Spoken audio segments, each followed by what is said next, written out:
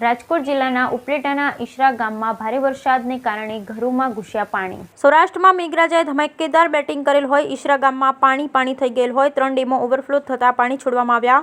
ઈશરા ગામમાં મોજ વેણુ ભાદરના પાણી ગામમાં ઘૂસ્યા। ઈશરા ગામના તમામ ભાદરકાંઠાના ખેતરો બેટમાં ફેરવાઈ ગયા। લોકોના ઘરોમાં કમર સુધીના પાણી ઘૂસ્યા। ઈશરા ગામના વાંસમાં લોકોને ઘર વખરી પલળીને ખાક, ઊભા મોલ, કપાસ, મગફળી જેવા પણ ધોવાઈ ગયા। બ્યુરો રિપોર્ટ વિપુલ ધામેચા, ઉપલેટા। અમારા ગામમાં પાણીની રેલ આવેલ છે અને એના કારણે અમારા નીચલા વિસ્તારમાં પાણી બધાના ઘરમાં કરેલ છે। તો અને આપણે ભાદર કાંઠો અને વેણુ કાંઠો એ ધોવાણ છે, મગફળીને અને ખેતીને નુકસાન થયેલ છે। કેના ઘરમાં કેટલા ઘરમાં પાણી ગયેલું છે? આશરે 60 થી 70 ઘરમાં કરેલ છે।